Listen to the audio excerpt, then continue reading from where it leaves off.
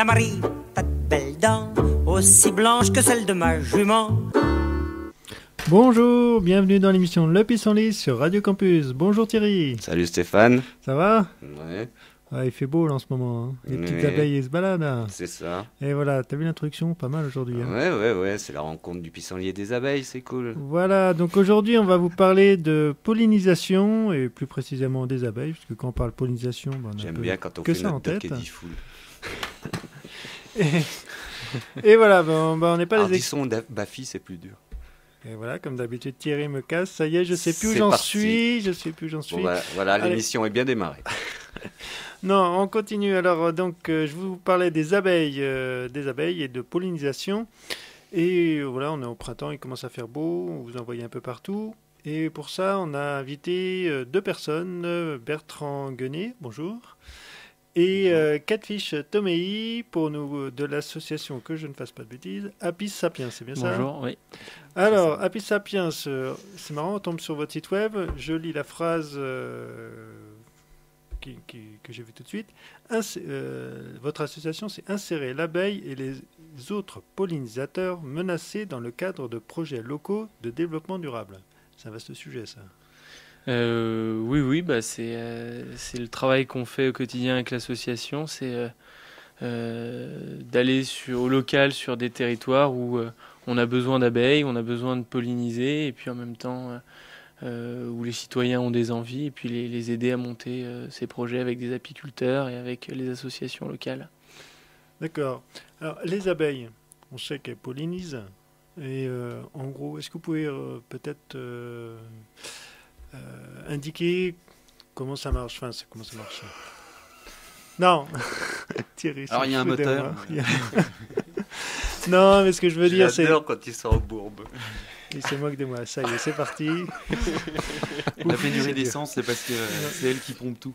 Ah ouais. Non, mais je veux dire, les abeilles, on sait qu'elles pollinisent, mais il y a d'autres pollinisateurs. Et quel est l'impact de l'intérêt des abeilles? Vous pouvez se rappeler un peu, parce que ça nous paraît d'une évidence. D'ailleurs, Thierry se marre bien. Non, mais en fait, c'est pas si évident que ça, quoi.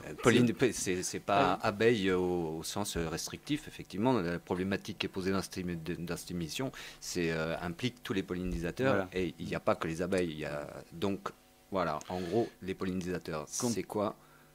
Oui. Eh ben, les pollinisateurs, en fait, c'est tous les... je dirais que c'est tous les insectes qui participent, en fait, à la reproduction des plantes. Alors, en fait, on parle des abeilles en général. On a souvent en tête l'image de la colonie de Maya. Mais en fait, c'est 4 espèces seulement d'abeilles qui vivent en colonie. Sur les 1000 existantes en France, il y en a que 4 qui sont domestiquées. Après, il y en a plein qui sont sauvages, qui vivent en tout petits groupes, qui même sont solitaires parfois. Donc, c'est vraiment quand on parle des abeilles domestiques, on parle de la ruche en bois avec l'apiculteur qui vient derrière. Ouais, et en fait, elles ont une puissance de pollinisation qui est vraiment énorme parce qu'elles sont des milliers à l'intérieur des ruches. Ouais, elles ont été sélectionnées pour leur faculté mellifère, quoi. C'est ça. On les a sélectionnées pour récupérer du miel. Donc, du coup, tu avais fini ta phrase? Oui. Je sais pas, après... tu avais tout dit je pense, sur les pollinisateurs. Oui, alors justement, l'intérêt de la pollinisation, parce que nous, voilà, comme je disais, ça nous paraît évident, mais sans pollinisation, il y a un certain nombre de fruits qu'on n'aurait pas. Bah, il y a 80% des fleurs qui sont pollinisées par des insectes, donc qui se reproduisent et qui évoluent saison après saison grâce à des insectes. Et parmi ces 80%, 85% de ces 80% sont pollinisés par des abeilles sauvages ou domestiques. Donc ça représente... L'abeille, quelque part, porte la biodiversité avec beaucoup d'autres pollinisateurs, mais en tout cas, il y a un maillon très fort de cette biodiversité. Voilà. Ouais, c'est là où je voulais en venir, Thierry. Hein, tu vois, c'est... Il se moque de moi. J'ai jamais douté du fait que tu aies des grilles mentales. Ouais. C'est l'articulation qui est... Bon, allez, Alors, vas-y. pour revenir à votre association, donc on comprend l'intérêt, très brièvement, là, de défendre les abeilles, parce que vous en avez certainement entendu parler dans la presse, les abeilles meurent en ce moment. Alors, vous, d'un œil expert, ce qu'on lit dans la presse, c'est vrai, c'est pas vrai, vous, les abeilles dont vous vous occupez? Disons que les apiculteurs avec qui on travaille nous disent que depuis 20 ans maintenant, les taux de mortalité qui suivent l'hiver sont plus importants qu'auparavant. Alors c'est dû à un certain nombre de parasites, c'est dû aux pesticides, il y a de nombreux facteurs, mais disons que depuis l'arrivée sur le marché des derniers pesticides, ils ont vu leur taux de mortalité passer de 10-15% de leur cheptel à 30% chaque année, voire plus. Pour certains, il y en a qui sont dans des grandes plaines agricoles, et là ils sont sur ils ont de très gros soucis avec les épandages. D'accord, une surmortalité, et de ce fait, globalement, la population des abeilles, ou je ne sais pas comment on dirait, des ruches en France, ça augmente, stable, diminue? Elle a tendance à stagner. Pour autant, c'est peut-être pas l'indicateur le plus, je dirais, le plus judicieux, parce qu'il y a beaucoup de... C'est-à-dire que ça tend à stagner, voire un petit peu augmenter. Mais, par exemple, la production de miel en France, on est passé dans les années, tu m'arrêtes si je me trompe, 4 fiches, mais je crois que c'est 80, où on était à plus de 30 000 tonnes de miel produites en France, à 10 000 l'année dernière. Donc on est, le nombre de ruches n'a pas forcément diminué, pour autant la production de miel, elle, a été drastiquement réduite. Pourquoi? Il y a moins de fleurs? C'est une des raisons, notamment. Ah bon? Non, je disais ça en blaguant, mais... Si on revient au problème de l'abeille, on sent que l'agriculture joue un rôle prépondérant, parce qu'il y a les pesticides. L'agriculteur, c'est à la fois celui qui va utiliser ou non des produits phytosanitaires, des pesticides sur ses champs, et c'est celui aussi qui règle le paysage par son activité, et qui, en choisissant les semences, règle aussi une grosse partie de la biodiversité. Et on voit que c'est dans les zones agricoles où, par exemple, c'est le tournesol, c'est très frappant. Avant, c'est dans les zones où il y avait beaucoup de tournesol qu'il y avait le plus d'abeilles et le plus de production de miel. Et au moment où l'agriculture du tournesol s'est vraiment intensifiée, où on a mis du produit chimique, où vraiment on a créé des monocultures, on a complètement abandonné dans certaines zones l'élevage et la polyculture, c'est dans ces zones-là qu'aujourd'hui les abeilles ont le plus de mal à survivre et à produire du miel. Donc on voit bien que le problème l'agriculture, c'est à la fois le problème et la solution. Et puis on va le dire tout de suite, on veut vraiment pas taper sur les agriculteurs parce qu'on est tous responsables de cette situation. Les agriculteurs, ils ont à peine de quoi vivre aujourd'hui pour la plupart, à part quelques gros qui eux sont plus des agriculteurs en fait, pour beaucoup. Donc ce qui est important, c'est aussi que le consommateur il se dise que l'abeille, elle est au bout d'une chaîne dont il fait partie. C'est-à-dire que quand il achète n'importe quoi, quand il consomme une agriculture qui va dans tous les sens et qui est complètement déconnectée de la terre et de la biodiversité, et ben, il frappe sur l'abeille indirectement. Et c'est pour ça que nous, on est une association citoyenne qui s'adresse aux citoyens. C'est parce qu'on dit que chacun peut faire un petit bout de quelque chose à son échelle, et s'il ne le fait pas, il participe à la fois au problème de l'abeille et au problème des apiculteurs et à tout un tas d'autres soucis. D'accord. Donc si je comprends bien, vous avez mis votre association un peu au centre, entre à un échelon de cette, ce qu'on appelle développement durable, entre dans l'agriculture. Notre message, il est... En fait, non mais je vois très bien, c'est... Ah, tiens, tu vois qu'il y avait... Oui, c'est parce qu'il a de l'intuition, c'est pas pareil. Mais non, c'est très clair. C'est en fait l'agriculture, c'est un thème qui est devenu assez prédominant, mais il y en a tout un tas d'autres. C'est simplement que aujourd'hui, l'ironie, c'est que l'abeille, elle se sent mieux en ville qu'à la campagne. C'est à la campagne qu'on produit de la nourriture, mais c'est aussi à la campagne qu'on a des gros problèmes agricoles. Et nous, par exemple, cette année, on en parlera après, on organise un festival qui s'appelle la Fiesta Abeille, et le thème, c'est vraiment l'abeille, l'agriculture, la nature, les trois ensemble, parce que finalement, c'est un moyen d'aborder le problème des abeilles, mais il y en a beaucoup d'autres. L'abeille, c'est un moyen de parler des questions d'environnement, et en même temps, c'est quelque chose de très important en tant que tel. Mais c'est obligatoirement une problématique transversale, puisque de toute façon, il s'agit de protéger et d'optimiser les ressources. Donc obligatoirement, voilà, tu traverses tous les champs sociétaux. Oui, je voulais vous avez une idée du poids de la pollinisation économique de la pollinisation Autrement dit, il n'y a plus d'abeilles demain, on est dans quel état? On est très mal. Il y a une phrase qui a été faussement attribuée à Albert Einstein qui dit que sans les abeilles, au bout de 4 ans, l'humanité est terminée. Bon, c'est pas tout à fait vrai. C'est-à-dire qu'on arriverait à vivre. Ça serait extrêmement compliqué parce qu'en fait, un tiers de notre alimentation, et en fait, quasiment tous les légumes et les fruits dépendent de la pollinisation des insectes. Donc ça, on la perdrait. Sur qu'au petit déjeuner, ça serait des céréales et c'est tout. Il y aurait vraiment plus grand-chose à manger. Alors, en termes de poids économique, en fait, une des stats avérées qu'il y a aujourd'hui, c'est parce que tous les États essayent d'en faire en ce moment, mais il y a une stat au niveau mondial qui dit que le poids de la pollinisation dans l'économie agricole, ça représente 153 milliards de dollars par an. C'est à peu près 10% de la somme totale de l'argent produit par l'agriculture.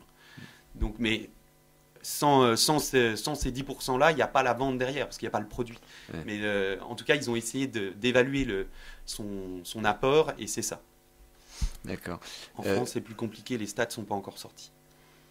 Ouais. Tout à l'heure, tu as souligné le rapport entre pollinisateurs et biodiversité, mais c'est vrai qu'en plus, l'abeille n'est pas conçue pour ne collecter qu'un seul type de fleurs, pas du tout. Si elle fait ça, elle est malade, comme si nous, on bouffait tout le temps la même chose, quoi, de fait. C'est juste ça. Bien sûr, alors il y a une question de qualité alimentaire et aussi de stabilité, c'est-à-dire que aujourd'hui, par exemple, il y a beaucoup de champs de colza à perte de vue.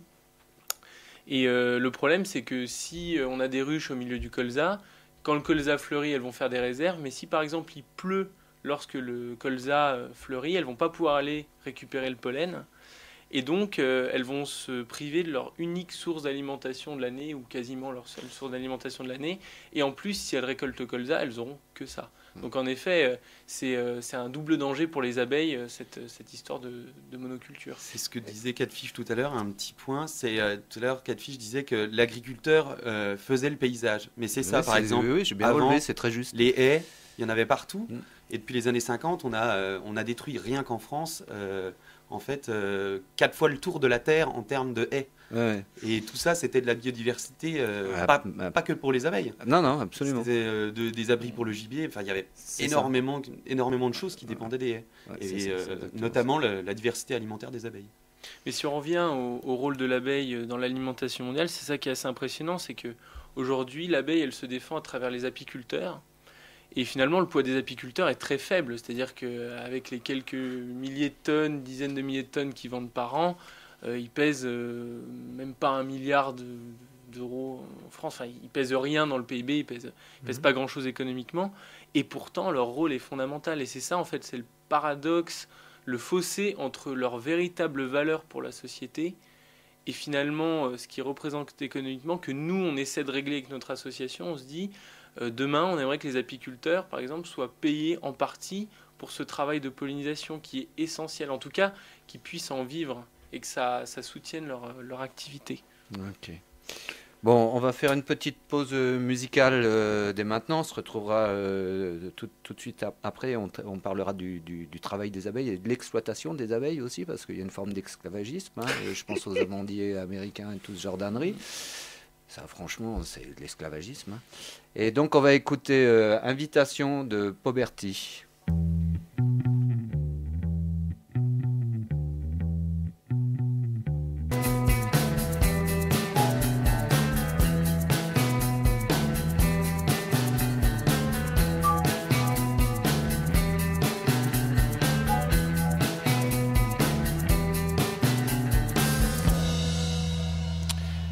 Et on revient dans l'émission Le Pissenlit sur Radio Campus avec Thierry et nos invités Bertrand Guenet et Catfish Tomei de l'association Apis Sapiens. On parlait donc des abeilles.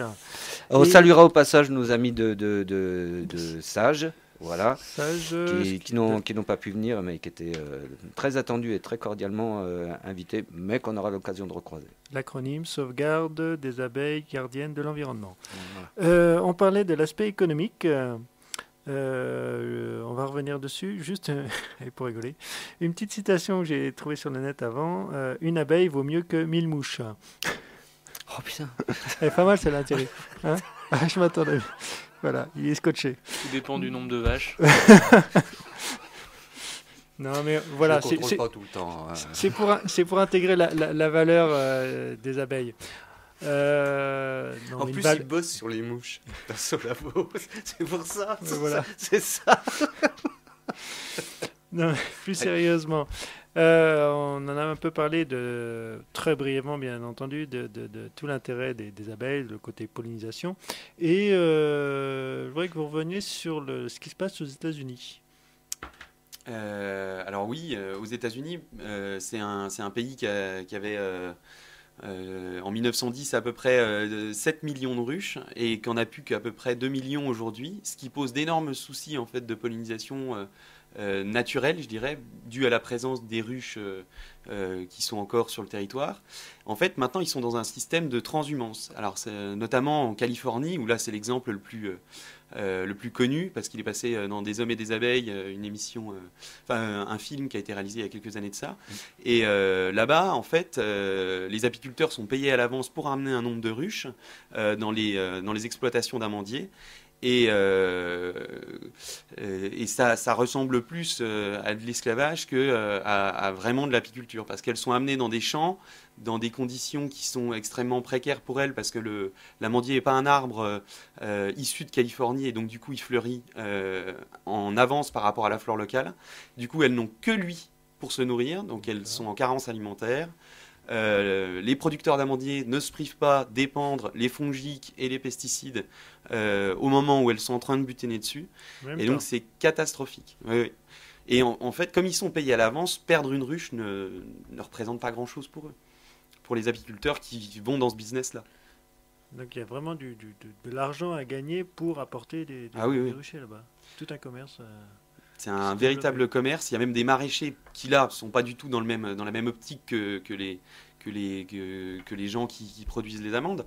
Ils sont simplement, ils ont un besoin en pollinisation et ils sont obligés de vraiment appeler les apiculteurs pour ça. C'est-à-dire que les apiculteurs ne sont pas payés pour leur miel, mais ils sont payés pour le travail de pollinisation que font leurs abeilles. Et le miel, c'est secondaire, quoi. Ah ben, pour certains apiculteurs, oui. Aux États-Unis, ils sont payés pour vraiment amener leurs abeilles sur site et qu'il y ait pollinisation des champs. Uniquement pour ça, parce qu'il n'y a plus de pollinisation locale des autres insectes, parce qu'il n'y en a plus. Alors j'avais vu des images en Chine, ils pollinisent à la main. Oui. Au début, je croyais que c'était une blague. Non. Et en cherchant un peu, je me suis rendu compte que ça se fait. Qu'est-ce que vous en pensez ? C'est là qu'on atteint un peu les limites du système et qu'on rentre dans une pièce absurde qu'on a créée nous-mêmes sur notre planète, sauf que comme le rideau se tombe jamais, l'absurdité continue. Mais bon, peut-être que ça va aussi, ça choque un peu les consciences et on va se réveiller à travers ces choses-là, qui sait. On a vu qu'il pouvait y avoir une maltraitance des abeilles. En l'occurrence, tu nous as dit tout à l'heure hors antenne que c'était les abeilles qui avaient la plus... Merde, je veux pas faire ça. Chacun son tour, c'est ça. Voyons. Non, tu parlais de la transhumance et en gros, tu disais que le nombre de kilomètres que faisaient les abeilles était assez hallucinant, puisqu'il y en avait même, en tout cas qui venaient d'Australie, qui faisaient quasiment le tour de la planète juste pour les bosser, quoi. C'est ça. Pour la pollinisation des amandiers en Californie, certains scientifiques avancent que c'est la plus grosse migration planétaire d'êtres vivants. À un endroit, et donc il y a des apiculteurs de Nouvelle-Zélande et d'Australie qui sont appelés pour amener des essaims. Ouais. Donc là on est dans une forme de maltraitance. On a vu aussi que suivant l'environnement dans lequel elles évoluaient, il pouvait y avoir un déséquilibre alimentaire, physiologique, voilà.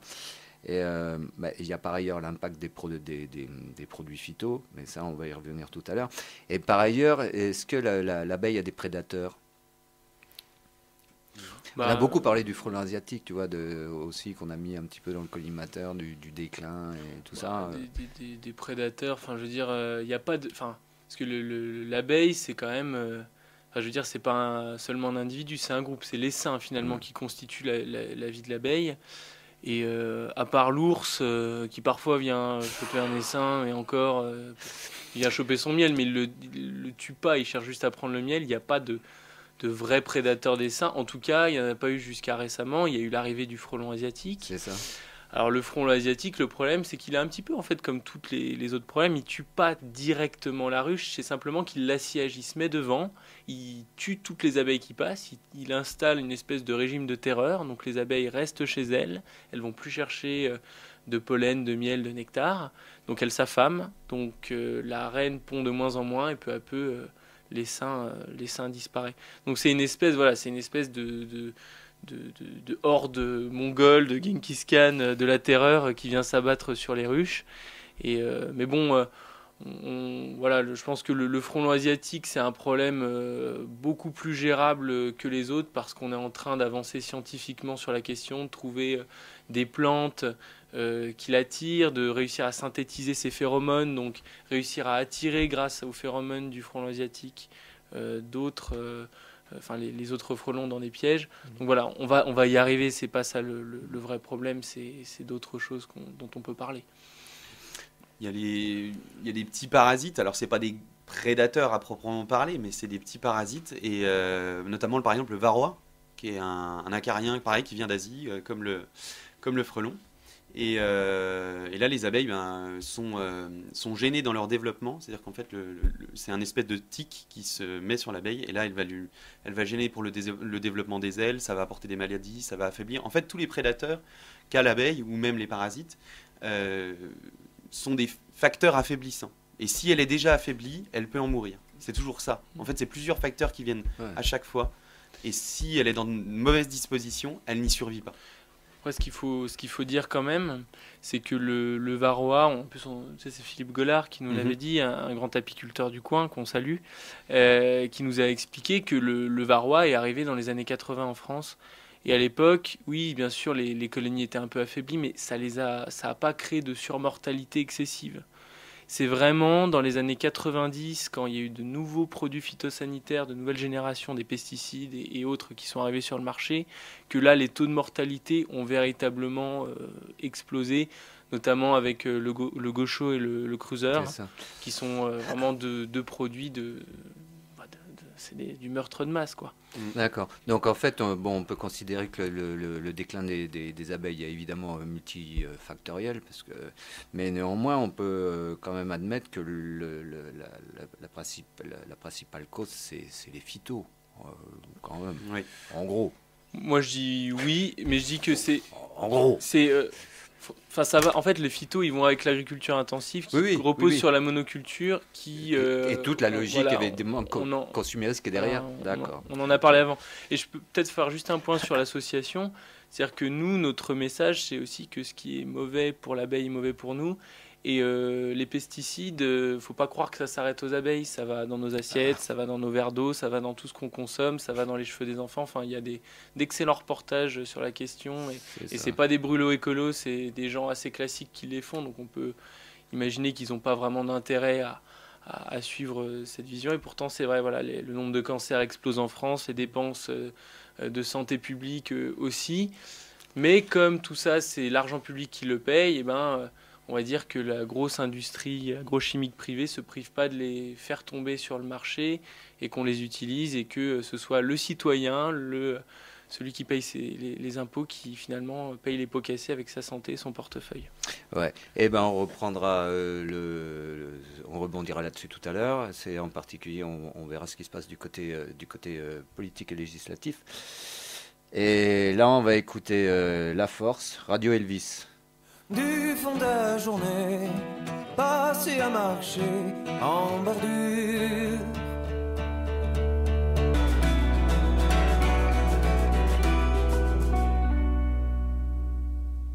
Et on retourne avec nos abeilles dans l'émission Le Pissenlit. Alors, vous avez entendu le poids financier des abeilles. Alors, Thierry l'attend, là, je lui ai dit que j'avais une petite citation encore. Alors, avec les... L'élément de rire, il est inquiet. Avec les abeilles et les moutons, l'argent vous vient en dormant. Proverbe alsacien. Et voilà. Vous avez prévenu, les gars. C'est pas mal, celle-là, non? Je vous avais prévenu. Il y en a qui préfèrent dormir avec leurs moutons pour certaines raisons, d'autres avec les abeilles pour d'autres. Voilà. C'est pas trop. Mais bon, c'est les abeilles qui travaillent pendant que voilà, on se repose. Alors, petite parenthèse terminée. Pas mal. On revient sur le côté législatif. Hein. On a vu des tonnes de pétitions ces temps-ci là, sur les différents pesticides, nicotinoïdes et autres noms barbares. Là. Des députés qui votent, d'autres qui votent contre, des sénateurs qui... Enfin, on est un peu perdu. On en est où, les gars? Il y a deux niveaux, on va dire. Il y a le niveau national, où là, il y a la loi biodiversité qui est en train d'être discutée dans les couloirs des parlements et du gouvernement. Et là, on a un gouvernement qui voudrait faire durer encore un peu les pesticides néonicotinoïdes, des sénateurs qui, eux, sont plutôt d'accord avec ça, et des députés qui se rebiffent un peu, alors qu'ils se rebiffent un peu, mais pas beaucoup, parce que là, la version, on va dire, la plus anti-pesticide de cette loi biodiversité, c'est un texte qui dit que les pesticides néonicotinoïdes seront interdits, je crois, en 2018. Donc, le temps qu'on écoule tout ça dans les nappes phréatiques, on aura déjà bien rigolé. Donc, finalement, on voit bien qu'il n'y a pas de... Le combat pour l'intérêt général... il est compliqué dans notre pays et c'est, je pense, encore pire au niveau européen puisque là, il y a le Parlement européen, on a l'impression qu'il se bat un petit peu pour que les néonicotinoïdes sortent par la fenêtre, mais les industriels essaient de le ramener par le garage à travers la Commission européenne et à travers le Conseil européen. Alors il y a des luttes, c'est un peu sombre tout ça, d'ailleurs ça pose des questions en termes de démocratie, hein, c'est un peu comme tout ce qui se passe là-bas. Mais ce qui est clair, c'est que l'industrie agrochimique, elle joue un petit peu la montre. C'est-à-dire qu'elle a créé un produit, des produits, les néonicotinoïdes. Leur but, c'est que ces produits soient le plus vendus possible. Et puis une fois qu'ils seront interdits, ils sortiront de nouveaux produits. Et c'est là que finalement, les combats dans les parlements sont un petit peu là pour amuser la galerie. C'est que finalement, on ne change pas l'essentiel. L'essentiel, c'est pourquoi est-ce qu'on autorise des produits comme ça. Pourquoi est-ce qu'on ne les a pas testés avant? Pourquoi est-ce qu'on n'a pas vu qu'ils étaient dangereux pour la santé animale, la santé humaine et l'environnement? Et pourquoi est-ce qu'on les a autorisés? C'est ça la vraie question qui se pose. Ouais, et tu as tout à fait raison, parce qu'en plus, c'est absolument hallucinant, parce que toutes les molécules phyto, etc., c'est parmi les molécules qui sont les plus dangereuses, quoi. Et quand tu vois qu'il faut 10 ans pour mettre un médicament sur le marché et que ça, ce genre de produit, par contre, ça peut être béné du jour au lendemain, voilà, on t'en met partout et tout, c'est juste hallucinant, quoi. C'est même limite insupportable. Voilà. Mais ça va très loin parce que je vais prendre un autre élément de la loi biodiversité. Il y avait une proposition d'une députée, je crois, qui voulait mettre 20% de bio dans les cantines d'ici 2020. Ah ouais. Et alors là, honnêtement, on peut se poser des questions quand on voit que ça a été retoqué sous prétexte qu'il n'y aurait pas assez de producteurs bio pour alimenter les cantines. Alors déjà 2020, ça laisse un peu de temps. Et ensuite, si c'est pas les cantines, l'État, les collectivités publiques qui soutiennent l'agriculture bio, comment est-ce que ces gens ils vont faire pour émerger, sachant que non seulement ils nous amènent de la nourriture saine, mais en plus ils travaillent à un environnement qui nous évite quelques cancers et autres maladies neurodégénératives qui nous font finir notre vie en fauteuil roulant ou en asile. On a de grands élus locaux qui ont voté contre justement pour qu'il n'y ait pas de bio, autant de bio. Bon, on ne donnera pas de nom, mais oui, on mériterait, quoi. Oui, c'est pas faux. Alors, on voulait continuer sur... sur les gens qui se battent. Exactement. Alors allons-y, on va parler un petit peu de ça, j'ai surtout d'Apis Sapiens. Apis Sapiens, ça vient d'où? C'est qui? Vous êtes nombreux, des milliers, autant que les abeilles. C'est quoi votre ruche à vous?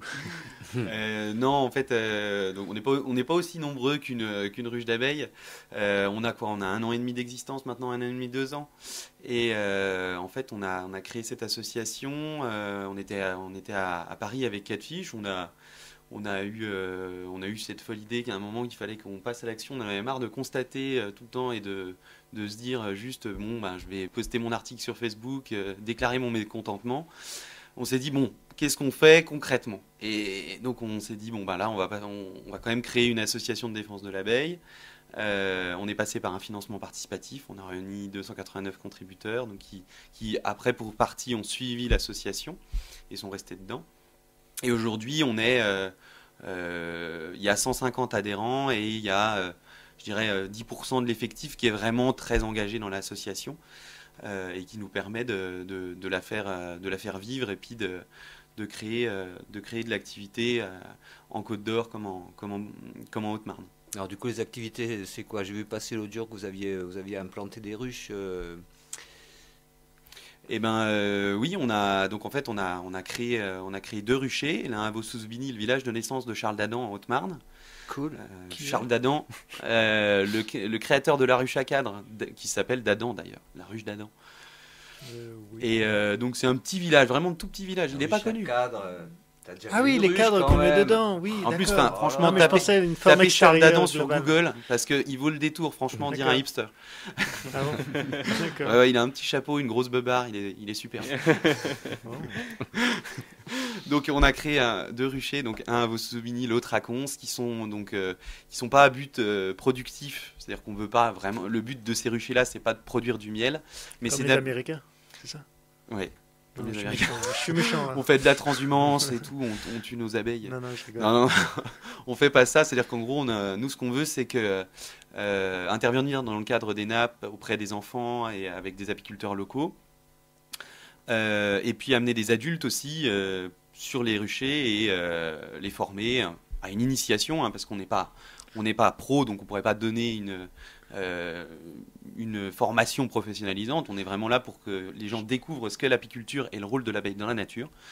Et pour qu'ils aillent plus loin après, quoi, pour avoir une ruche chez eux. L'idée, c'est que, voilà, un peu sensibiliser, puis faire la promotion des ruches. Et Et des bons gestes aussi. Et des bons gestes. Et pousser les gens à en avoir. Ben, pourquoi pas. Alors l'idée c'est voilà, c'est donner les clés à quelqu'un qui aimerait avoir 1 ou 2 ruches dans son jardin et qui puisse en prendre soin tout au long de l'année. Après, bien sûr, s'il veut faire plus, apprendre plus, on peut l'orienter vers des organismes qui sont plus compétents. Et autre chose, on parlait tout à l'heure de l'abeille des villes et l'abeille des champs. Et donc nous, on a décidé de créer ces ruchers à la campagne, d'abord parce qu'on en vient, c'est à côté de nos maisons familiales, et puis aussi parce que c'est très facile aujourd'hui de mettre des ruches en ville, c'est à la mode, et c'est très bien que ce soit à la mode, hein. Nous, on n'est pas du tout contre, mais un des vrais combats, c'est de revenir à la campagne et déjà d'amener du dynamisme sur ces territoires, et puis ensuite montrer que les agriculteurs peuvent être en lien avec les abeilles, travailler avec elles, et finalement recréer des alliances entre l'agriculteur et l'abeille. C'est pour ça qu'on est là-bas. Et Les contacts passent bien.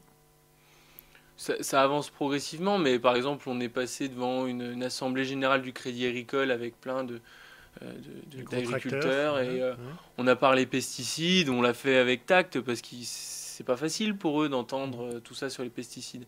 Mais voilà, ils sont prêts à l'entendre, et eux, ils n'ont qu'une envie, c'est arrêter d'être totalement dépendants de la PAC, gagner leur vie dignement, honnêtement, parce qu'ils travaillent beaucoup, pas être malade à 60 ans et mourir 5 ans plus tard d'un cancer alors qu'ils ont travaillé toute leur vie d'arrache-pied. Voilà, enfin, c'est juste, ils aspirent à la liberté, en fait, parce qu'aujourd'hui, nos agriculteurs, on les traite un petit peu comme les abeilles aux États-Unis. On attend d'eux qu'ils nous nourrissent, mais par contre, on leur donne pas un copec. On préfère faire des choix de consommation, voilà, enfin bon, un peu moins important. L'essentiel, c'est peut-être de bien se nourrir, de bien se loger, des choses comme ça, et on préfère s'acheter d'autres choses.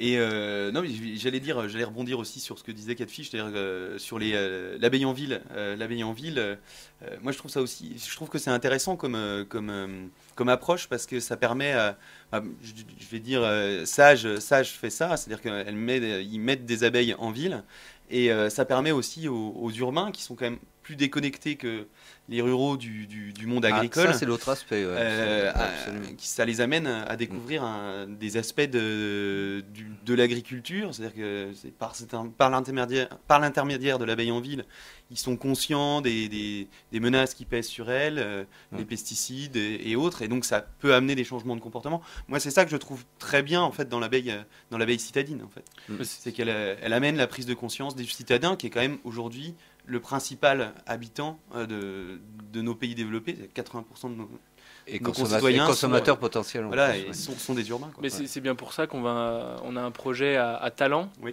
Donc dans une commune urbaine de Rucher en 2017. Donc on a envie aussi d'aller en ville, mais voilà, on démarrait à la campagne, et puis c'est aussi là qu'on organise notre Fiesta Abeille. Donc c'est une espèce de petit Woodstock de l'abeille. C'est la 2e édition. Première année, 1300 personnes sur un territoire où il y a 8000 habitants à 30 km à la ronde. Donc ça a bien marché. Donc il y a des concerts, il y a un marché de pays, il y a des causeries. C'est avant tout un événement populaire. On n'a pas eu envie que ce soit catalogué écolo, parce qu'on sait que les écolos sont plus à convaincre. Il faut convaincre la majorité de la population, et on la fait pas venir en annonçant des conférences. On la fait venir en disant venez apprécier la vie. Et c'est ça aussi l'abeille, on aime la vie, donc on aime l'abeille, donc on fait peut-être quelques gestes en plus pour tout ça. Donc c'est ça la Fiesta Abeille. C'est le 2 juillet à Vaux-sous-Aubigny. On le redira tout à l'heure, t'inquiète pas, on va pas louper ça. Il y a d'autres acteurs de l'abeille en Bourgogne.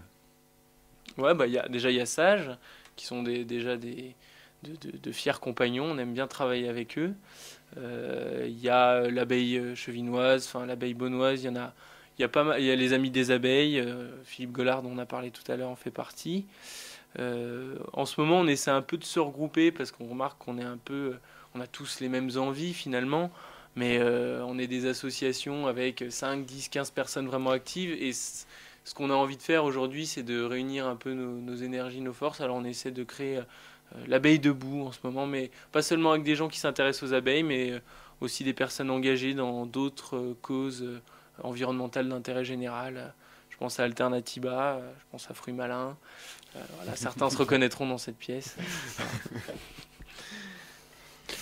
D'accord. Et je vois, l'abeille, c'est vraiment, enfin, à la mode, c'est pas forcément le bon mot, mais il y a pas mal d'animations en ce moment, et je vois, là, j'ai sous les yeux, dimanche 19 juin à Dijon, il y a les Apidaises, donc fête des abeilles. Je vois, c'est demain. Voilà, journée nationale de l'abeille, sentinelle de l'environnement. Oui. Et il y a pas mal d'animations sur Dijon, sur les abeilles. N'oubliez pas, demain, les Apidaises. Voilà, donc c'est au parc de l'Arquebuse, Jardin des Sciences. Voilà. Et, à Dijon, il y a Miel de Dijon aussi, dont la ville apparemment est très fière de vendre son miel fait à Dijon. Non, mais a priori, Dijon, nous, ce qu'on nous dit, parce qu'on ne connaît pas non plus tout, c'est une ville qui essaie quand même de s'occuper de ces questions d'abeilles et de biodiversité. Autre clin d'œil à la Bourgogne, l'abeille aime bien la moutarde, à ce qui paraît, donc finalement il y a une bonne connexion au terroir. Les abeilles vont sur la moutarde ? Ouais. Les abeilles vont sur certaines moutardes, ça marche assez bien. Mais peut-être ce qu'on pourrait dire, c'est que la Bourgogne, c'est un territoire qui aime beaucoup son terroir et ce qu'elle produit à travers. Et il y a une cité internationale de la gastronomie qui ouvre. J'espère qu'ils mettront en valeur aussi la dimension environnementale de l'agriculture et de tous ces produits-là. Mais bon, ça, moi, on pourrait en parler longtemps. On pourrait parler de la cité de la gastronomie. Et puis, on parle terroir, mais on peut aussi parler, je dirais même, de la culture de la Bourgogne, parce que à titre personnel, et puis après je l'ai fait découvrir à Quatre Fiches, donc on l'a lu tous les deux ce livre, mais c'est un livre d'Henri Vincenot, qui est un auteur bourguignon, qui est né en Bourgogne. Vincenot, voilà, le maître des abeilles. Trop bien. Donc absolument. Il y a un auteur qui parle des abeilles en Bourgogne. Oui, et puis c'est un bonnemeur d'écriture, Vincenot, c'est magnifique. Alors donc on a cité quelques assos là, donc en gros t'es quand même en train. Alors c'est des assos qui sont dans l'abeille debout, ou il y a aussi des professionnels apiculteurs? Les professionnels apiculteurs sont aussi dans des assos, donc tout se recoupe un peu. Nous, ce qu'on a envie, c'est que... Et vous avez observé que tous ces gens-là sont d'accord sur le fait que ça va bien, ça suffit, faut arrêter le massacre, quoi. Faut qu'on se fait du mal, là, quoi. Et nous, ce qu'on constate, c'est que oui, on s'est retrouvés tous autour d'une table, en tout cas pas mal de Dijon et des alentours à parler de ça. Après, le souci, c'est comment tous s'organiser ensemble pour être efficaces et puis pour arriver à transmettre un message impactant, à faire des actions où les décideurs se retrouvent un peu au pied du mur. Et c'est ça qu'on est en train d'essayer d'inventer tous ensemble à l'Abeille Debout. Et puis, les professionnels, très longtemps, ils ont voulu rester dans leur coin et faire leur travail d'apiculteur. Et il y a un côté un peu solitaire chez l'apiculteur, faut l'admettre. Mais aujourd'hui, il ne peut plus rester seul et il faut que les apiculteurs s'unissent, parce que si eux n'arrivent pas à s'unir, comment est-ce qu'on arrivera à emmener le reste de la population derrière nous? C'est pas faux. Apiculteurs et citoyens s'unissent, quoi. C'est le but d'Abeille Debout. Alors pour les motiver, on va leur mettre un petit coup de musique. Ouais, on va faire une petite pause musicale avec The Rainbows, As You Lie Down.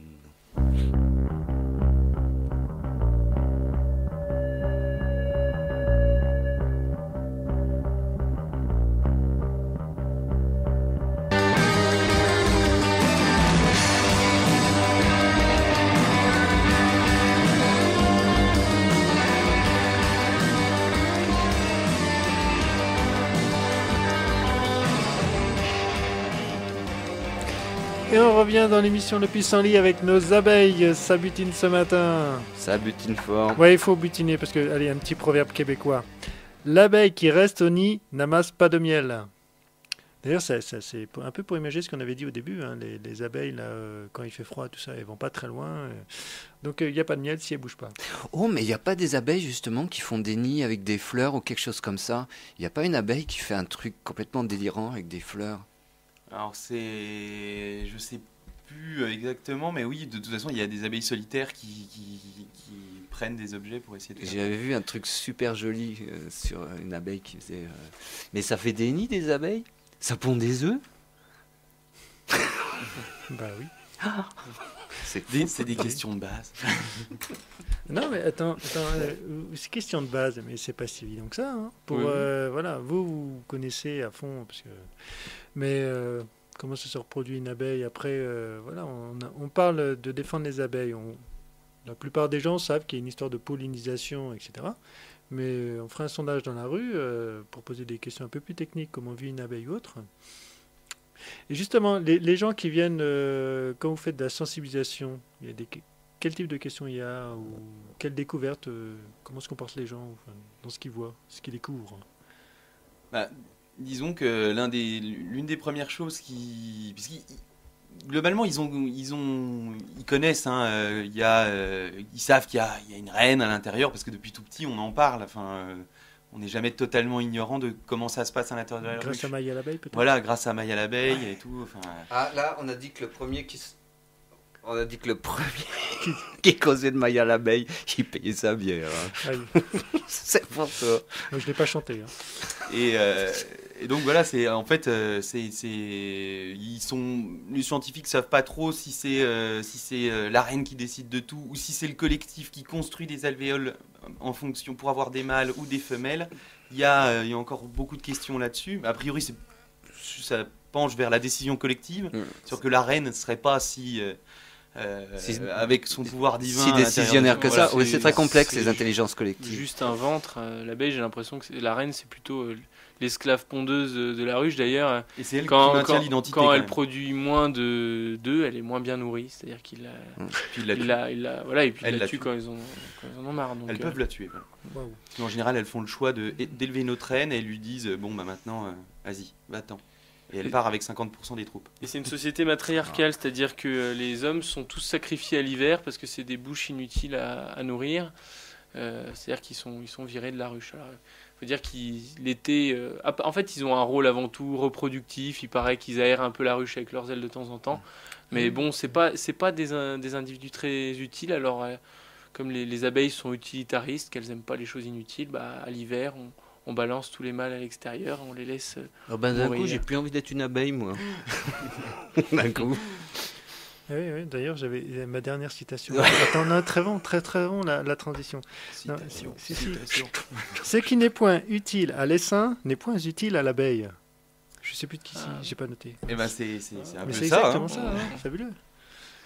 Oui, elles laissent rien au hasard, hein. Elles sont hyper efficaces. Même les alvéoles, les scientifiques disent que voilà, c'est la forme la plus, qui optimise le mieux l'espace et la formation de leur essaim, quoi. Donc c'est comme ça qu'elles rangent le mieux leur miel, leurs œufs, leurs couvains. Enfin, c'est un peu les alvéoles, c'est un peu leur petit frigo et elles ont des petits frigos parfaits, voilà, des petits placards. Je voudrais revenir rapidement sur un petit point, je change un peu, mais tout à l'heure vous avez dit qu'on peut avoir une ruche chez soi. Quelles sont les conditions? Moi je dis demain j'en ai sur ma terrasse ou balcon ou au pied de... Je sais pas, dans mon jardin, je peux pas En fait, ça dépend de l'emplacement, puis il y a des réglementations en fait, département par département, sur les distances entre la ruche posée et les autres habitations, et puis aussi les équipements publics, les écoles et tout. Après, si on a un petit espace un peu isolé et qu'on l'enveloppe d'une haie ou d'une barrière de 2 mètres avec une petite porte pour rentrer et aller voir les seins, a priori ça pose vraiment pas beaucoup de problèmes. Faut les déclarer? Oui. Faut les déclarer. D'accord. C'est pour des raisons, en fait, d'ailleurs on invite tous les gens qui n'ont pas déclaré leur ruche à le faire, parce que s'ils s'en occupent pas ou peu, et que se déclare à l'intérieur de la ruche une maladie, si on ne sait pas où elle est, où est le point de départ, en fait, pour essayer de circonscrire la maladie, ça sera extrêmement compliqué. Pour les apiculteurs pros, il y a tout simplement des gens qui vivent de l'apiculture, qui sont les apiculteurs, et eux, s'il y a une maladie sur leur exploitation, ça va, ils vont devoir traiter. S'ils traitent avec certains produits, ils ne peuvent plus commercialiser le miel, et parfois, même s'il y a contamination, ils sont obligés de détruire purement et simplement leurs essaims. Ouais, ça me fait penser, bon, on va pas avoir le temps là parce que l'émission va se terminer, mais ça me fait penser à un truc que disait Looping l'autre jour sur les arnaques sur la qualité des miels là, l'autre soir. Enfin bon, c'est pareil, là il y a grosse tricherie aussi dans certains cas. Alors on va utiliser les dernières minutes qui restent pour rappeler que demain c'est les Apidaises. Voilà, Apidaises, fête des abeilles, journée nationale de l'abeille, sentinelle de l'environnement. Il y aura plein de choses. Ouais, très beau programme. Jardin des Sciences, super lieu, comme d'hab, avec nos amis du Jardin des Sciences. 14 à 18 heures. Les grands titres, la vie de la ruche, apiculteur, un métier de passion, les trésors de la ruche, pollinisateur sauvage en danger, du cadre de la ruche au pot de miel, saveur miellisée, comment choisir son miel, il y a la découverte de vos sens, etc. Oh là, où vous serez présent? Malheureusement, non. On sera pas là. En tant qu'abeille debout? Oui, j'espère qu'il y aura le collectif. Et l'autre rendez-vous en matière d'abeilles qu'il faut absolument noter, c'est le 2 juillet, la Fieste Abeille. Fieste Abeille. La Fieste Abeille. La Fieste Abeille. Voilà, vas-y, dis-nous. Donc la Fieste Abeille, comme je l'ai dit, c'est un peu un Woodstock de l'abeille. Ambiance populaire. C'est où déjà? C'est à Vaux-sous-Aubigny, donc c'est à 40 bornes au nord de Dijon. Sur la route de Langres. Voilà, sur la route. Mais ça se fait bien, je l'ai fait l'année dernière, ça se fait bien. Et donc c'est que des produits locaux, c'est-à-dire que notre barbecue, c'est pas du Carrefour, c'est que des saucisses et des lards au local. Il y a des choses pour les végétariens aussi, faites localement. Vraiment, on a même de la bière locale pour te dire. Il y a un beau programme aussi, musical. Et on a 3 groupes, je ne sais pas si je peux les citer. Si, vas-y. Cohen Jane, qui sont 2 petits musicos du lycée d'Hydro à Langres. On a Yaourt, qui est déjà passé plusieurs fois à Dijon. Et on a Tourne-Lune, qui est un groupe local. Poésie festive. Voilà. Allez, on dit ça. Et décalé. Et on pourra goûter tout plein de types de miel. Oui, ça commence avec une dégustation de miel. Donc tout le monde est bienvenu. Les horaires, ça démarre quand? Ça finit quand? Jusqu'à la fin de la nuit? Ça commence à 10h du matin avec justement la dégustation de miel ouverte à tous, et ça finit à 3-4h du matin quand on doit ranger, qu'on n'en peut plus, mais qu'on est content de la journée. Restauration buvette sur place et tout le pataquès? Oui, et il y a des petites conférences, il faut quand même le dire. Il y a 3 conférences, une sur le métier d'apiculteur, les différentes visions, une sur l'agriculture justement et l'abeille, et puis une conférence sur comment améliorer la vie locale. Juste pour terminer, l'adresse du site web pour vous trouver. Alors c'est apis-sapiens.com et vous pouvez nous trouver sur Facebook aussi en tapant Projet Apis Sapiens. D'accord. Bon, ben merci tout le monde. Un grand merci à tous les deux d'être Voilà. venus, c'était un vrai plaisir. À bientôt. Au revoir. Au revoir. Hé, la Marie, t'as de belles dents, aussi blanches que celles de ma jument.